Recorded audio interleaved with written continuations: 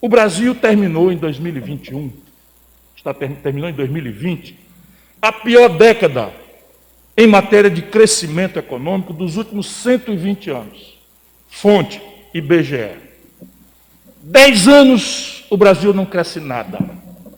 30 milhões de brasileiros nasceram e passaram a viver estressando a demanda por atenção materno-infantil, pela creche, enfim, as questões básicas, e evoluem para pedir uma escola básica, para pedir uma saúde, uma atenção básica de saúde, para pedir uma referência para, enfim, de educação, de saúde, de segurança, de moradia, de saneamento. 30 milhões de brasileiros nasceram durante uma década, a última, em que o Brasil não cresce nada.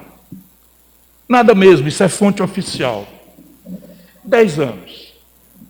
Eu vou fazer uma provocação, creio, não tenha vontade nenhuma de diminuir a personalidade nem a contribuição histórica que cada um possa ter dado na vida nacional.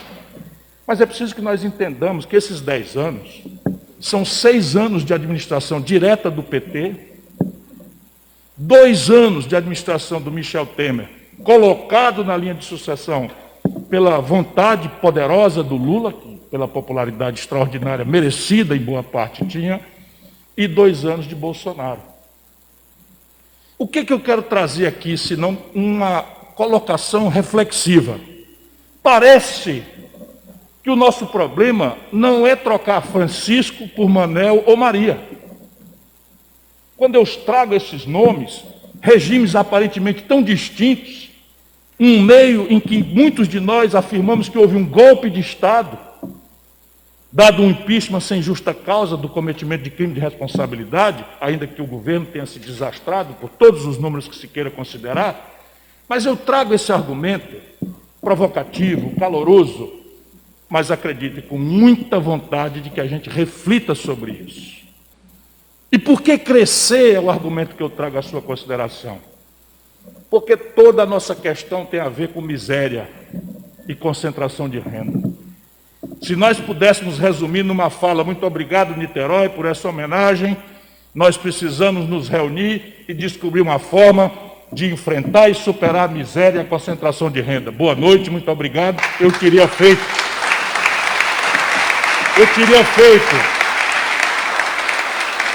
de forma muito mais prazerosa para vossas mercês do que estou fazendo, o resumo de tudo. E não há precedente na história da humanidade de distribuição de renda em ambiente de estagnação econômica, a não ser por raros surtos de grande violência.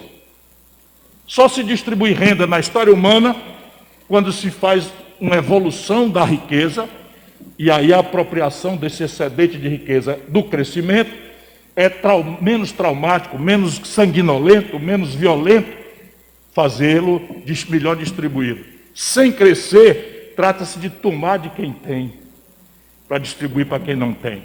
Quase nunca foi possível na história da humanidade, volto a dizer, senão na esteira de grandes e graves surtos de violência. Políticas sociais compensatórias nunca fizeram a prosperidade de nenhuma nação do planeta Terra. O que promove uma nação é o trabalho decentemente remunerado, é o empreendimento audacioso, conectado com as novidades da tecnologia e da economia do conhecimento. Políticas sociais compensatórias acodem as pessoas, e é uma diferença importante tê-las ou não para comer ou não comer. Mas parar nisso como uma finalidade em si mesma é apenas subornar os pobres e os miseráveis com a migalha de um banquete que entrega toda a concentração de renda a alguns poucos. Dou-lhes números. Neste momento da vida nacional, 1% dos brasileiros, Axel, 1% dos brasileiros acumulam 50% da riqueza do país. 50% do PIB brasileiro estão acumulados na mão de 1% apenas. E se quisermos uma caricatura trágica, 5 pessoas no nosso país, 5 compatriotas nossos, os dedos de uma mão, têm fortuna equivalente às posses dos 100 milhões de brasileiros mais pobres e de classe média. Volto a provocar porque é o sentido do debate, não para destruir a imagem nem a respeitabilidade de ninguém. Mas convenhamos, o Bolsonaro é uma tragédia humana, é uma excrescência moral, é uma excrescência política, na minha opinião, mas não é justo que se diga que foi ele que produziu essa obra tão trágica, tão grave, tão profunda, tão estrutural. E isso nos obriga a pedir ao povo brasileiro que nós saiamos dessa ilusão latino-americana, do caudilismo, do populismo, do deixa que eu chuto, não é? Da inconsciência coletiva dos problemas, para jogar a política depois das eleições numa transa de elite em Brasília, em que tudo que estava errado continua errado, tudo muda para nada mudar, a não ser a perfumaria. Porque eu estou cansado de saber da diferença profunda, sob o ponto de vista de valores, entre Lula e Bolsonaro. Eu não seria um injusto, um débil mental, um agressivo estúpido, se eu não compreendesse a diferença profunda, definitiva entre os dois. Mas não é disso que nós estamos falando. Nosso problema não é, creiam, Francisco, Manuel ou Maria. Nosso problema são dois casadinhos entre eles. E esse é o desafio do futuro do Brasil. Primeiro problema, o modelo econômico. É o mesmo, meus compatriotas, desde os anos 80, em que o Brasil para de crescer pela emergência de dois dados da realidade que o velho modelo não previa. O primeiro, lá como hoje, o Brasil alimentou a ilusão de que a capital que ia financiar o desenvolvimento do Brasil ia vir de fora, do estrangeiro, se nós praticássemos aqui uma espécie de cartilha do bom moço internacional. No passado, os nossos ancestrais não tinham obrigação de compreender como hoje, de que isto não existe. Por quê? Porque por quase 4 décadas, Paulo Ramos, o Brasil contratava dinheiros muito longo prazo e muito barato em matéria de juro.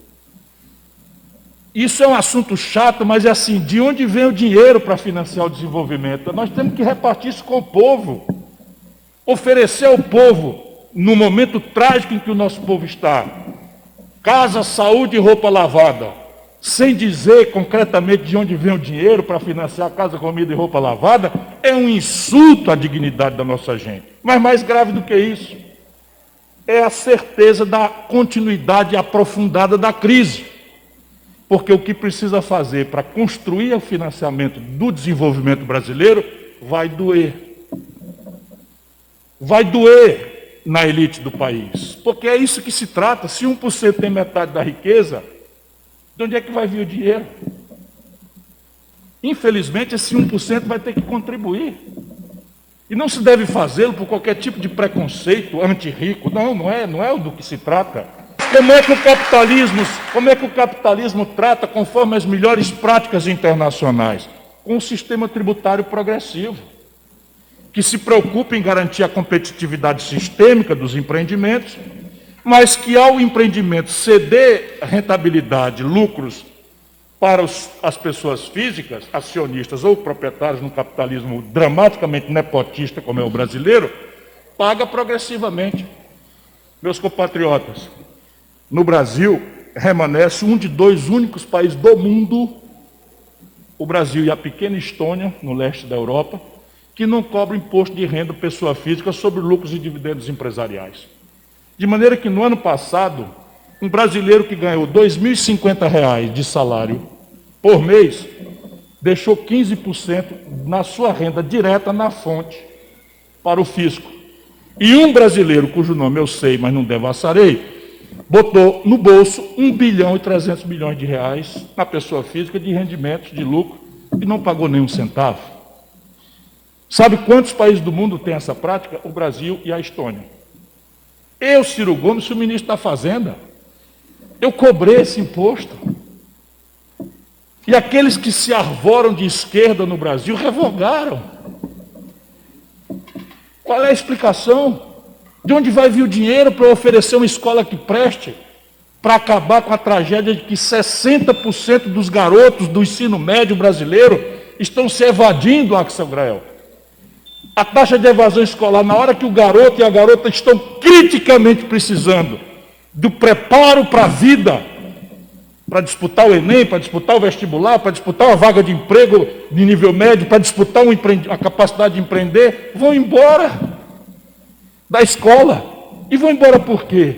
Porque nós temos um paradigma pedagógico do século XIX, em tempos de realidade virtual, em que um garoto ou uma garota de 15, 16, 17 anos pode chegar e descobrir o Brasil, junto com Pedro Álvares Cabral, vendo o Pero Vaz de Caminha escrever a carta e pedindo emprego para um parente ao rei de Portugal. Não podemos falar dos portugueses, que tem agora um amante de Portugal, muito falando de Coimbra o tempo todo, só para me fazer inveja, o nosso Rodrigo. Pois bem, nós estamos lá com o professor, coitado, ainda é quem segura a barra, com o giz e a garganta, botando na lousa que Pedro Álvares Cabral descobriu o Brasil por acaso, dia 15 de abril, 22 de abril de 1500.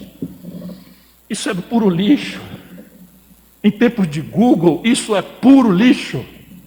E olha o tamanho do desafio. Ou vamos considerar aqui um outro caminho. Como é que se trata a segurança pública, cariocas, fluminenses? Como é que se trata a segurança pública? A polícia subir na favela e distribuindo tiro a esmo. É o país que mais mata civis e o país que mais mata policiais. Sabe quem inventou isso? Eu tenho vontade de dizer nós. Copiando dos norte-americanos uma legislação que eles já se livraram delas há 15 anos, numa tal guerra contra as drogas, para usar a expressão do Reagan, e que não consulta em nada a complexa e dramática realidade que nós temos no país. Inteligência policial. Quando é que se sediaram na vida dos cariocas e fluminenses as milícias? Quando tomaram sede na vida nacional as facções criminosas que estão aqui, estão em Fortaleza? Foi ao longo dos últimos 20 anos. E o país não inovou uma única instituição. O país fez de conta que não estava acontecendo. Números. Quando nós tomamos posse, eu estou falando nós, tomamos posse em 2003, o Brasil tinha 280 mil pessoas presas. Depois que nós inventamos de copiar os norte-americanos, sem a institucionalidade americana, o Brasil tem hoje 1.200.000 pessoas, 890 mil dentro das presídios e 250 mil mandatos de prisão por serem executados. E a violência melhorou? E a segurança do nosso povo melhorou? Ou então esqueçamos isso, vamos para a saúde.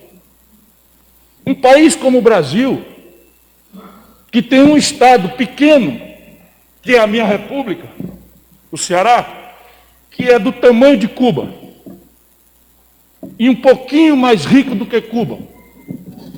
Cuba tem excedente de médico, e a política sanitária brasileira não foi mexer na formação dos médicos e criar uma carreira de Estado para que esse país de um interior distante possa ter médico. Porque os médicos são formados numa carreira extremamente complexa, se especializam antes de qualquer comprometimento público, porque nós terceirizamos para a iniciativa privada a formação. E como é que nós vamos garantir um médico fora de Niterói? Se não criarmos uma carreira de Estado ao modo como as carreiras jurídicas. O defensor público começa lá no interior, na comarca pequena, o promotor começa jovem na comarca pequena, o juiz começa na comarca pequena. O atalho do Brasil foi trazer médico de Cuba. Francamente, isto é realmente, claro que é um avanço grande, porque uma certa direita, de costas para o nosso povo, nunca deu-se a preocupação de que o povo precisa de médico.